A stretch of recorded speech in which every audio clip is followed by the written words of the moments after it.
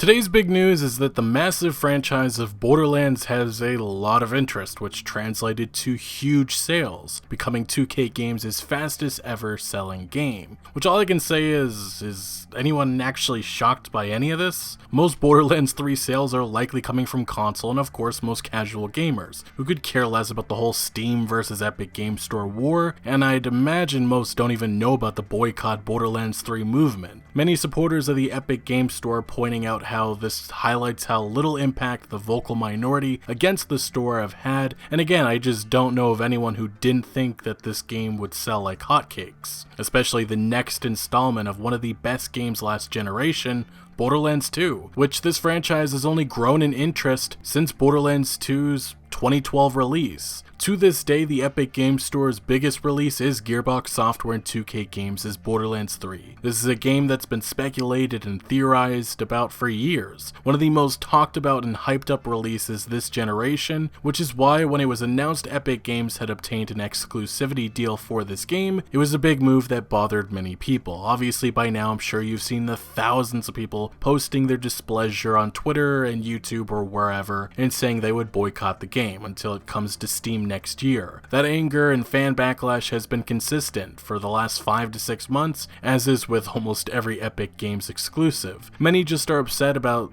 Epic Games forcing players to use their very lackluster platform, which pales in comparison to competition, such as Steam and GOG. Anyway, Gearbox CEO Randy Pitchford has been a vocal supporter of the Epic Game Store long before it was announced that Borderlands 3 would be a timed exclusive. Although when that deal was announced, it's important to remember that Pitchford pushed the blame to publisher 2K Games, which handles the business side of the game. But soon after, Pitchford would somewhat backtrack and endorse the Epic Game Store, making some bold predictions which I'm just going to say right now aged extremely poorly. Yet, we have not heard Randy Pitchford acknowledge that Epic Games ultimately failed PC gamers. Instead, thus far, the only thing we've seen is praise for how well the game is sold compared to Borderlands 2's Steam launch. But before we get into this topic further, if you go on to enjoy this content and want to show your support for gaming videos like this, please consider hitting that like button, subscribing for more, and turning notifications on so you do not miss out on any new content. Nonetheless, Borderlands 3 has been out for almost 2 weeks and the overall consensus is that it's a pretty good game. Nothing groundbreaking, probably not nearly as good as Borderlands 2, but this new installment really is just carried by its fun looter-shooter action-packed gameplay. Although as I've emphasized in a previous video, some of the criticisms I've seen are a bit absurd, and honestly these bizarre takes from some gaming outlets aren't slowing down, and at this point I probably could make a video about these crazy opinion pieces every single day, but I think that would get a little too repetitive and boring. But essentially Borderlands 3 is more Borderlands, which fans of this franchise will likely love, and others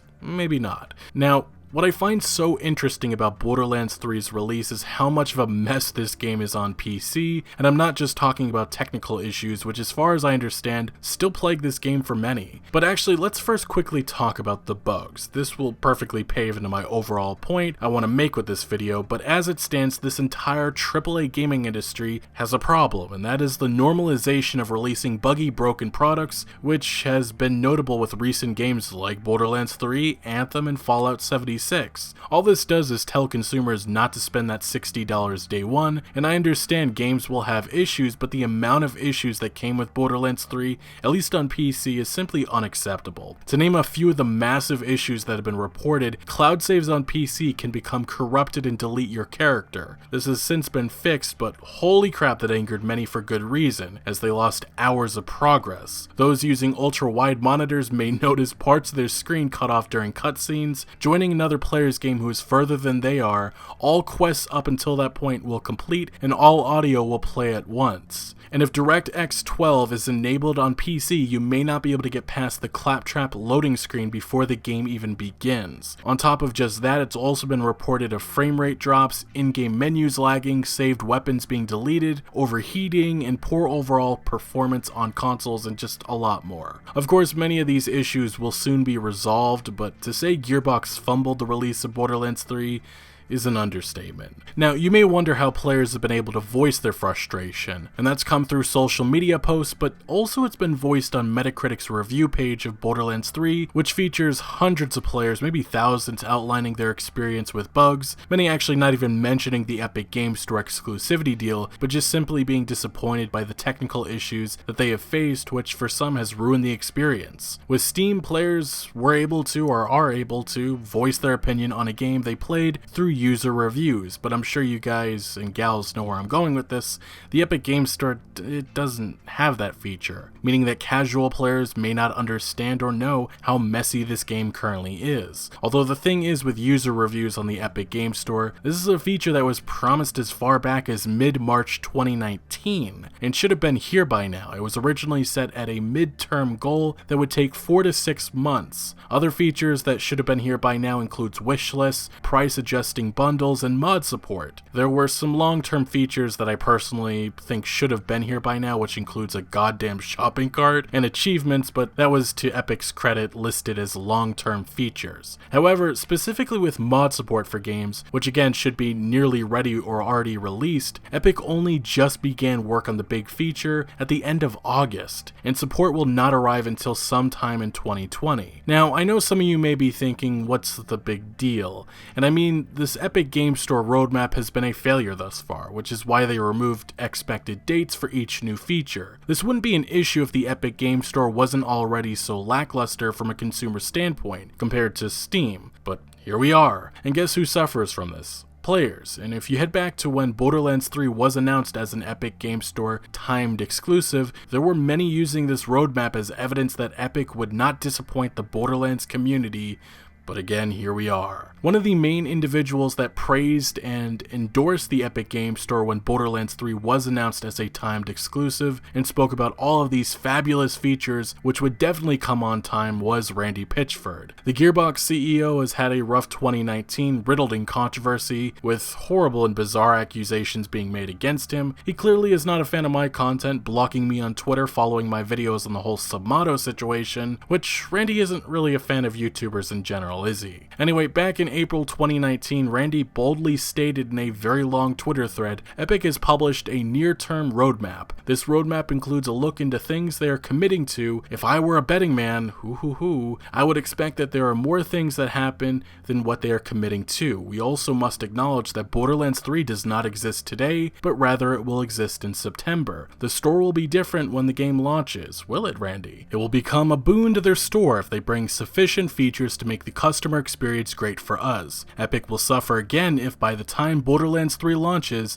the customer experience is not good enough. This is a tremendous forcing function for Epic. This is also really good for Borderlands 3, as Borderlands 3 will be the biggest by far new game to arrive on the Epic Store since they launched, and Epic can be sure to invest huge amounts of resources specifically for the features most important for Borderlands 3. The forcing function of that will in turn make all those features available on a faster timeline than otherwise possible, and this is good for all games from both the customer perspective and the developer-publisher perspective. And as most of you know, Randy had about 50 more tweets on the matter, but he further added that if Epic Games doesn't deliver, which they did not, it won't matter because of their values, which are far better than Steam, which is what really should matter. But Randy Pitchford has not spoken at all about how Epic Games thus far has not delivered, which I can't say I'm surprised. The exclusivity deal was always about the money and promotion, which, based on the little Fortnite x Borderlands 3 event and the millions of dollars Epic Games threw at the game, likely more than $15 million, I don't think Randy cares that the Epic Games Store has barely evolved or changed at all since his tweets were posted back in April. Some of you guys are going to look at the Epic Games Store around when Borderlands 3 launches and think about how far along it's come, and some of you will go ahead and join in with us at launch. As is with much of his endorsement and argument made in favor of the PC Store, it just has not aged well. Since release, the only thing Randy Pitchford has said about the game's PC version is highlighting how great it sold compared to Borderlands 2's Steam launch. Fun fact, on PC the data is that the launch day peak concurrent players of Borderlands 3 is about twice as high as the all-time peak concurrent players of Borderlands 2. Wow, you guys are great. Which, say what you will about the Epic Game Store, but you better believe that Epic is presenting data like this to interested publishers and developers,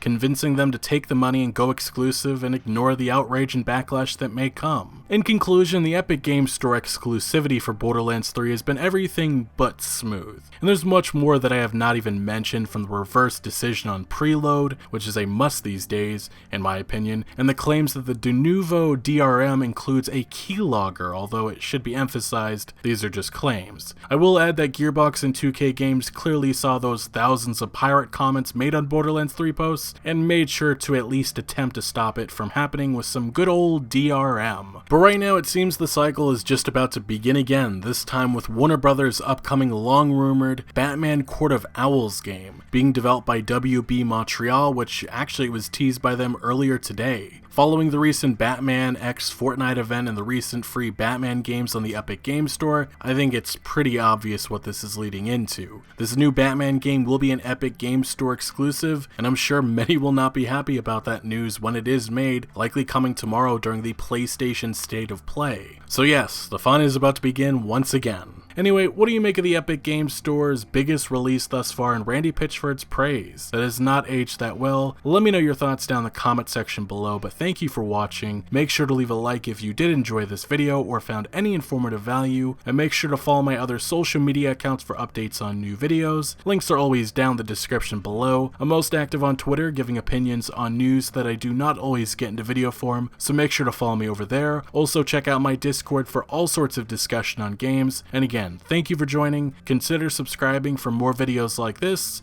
and I'll see you later.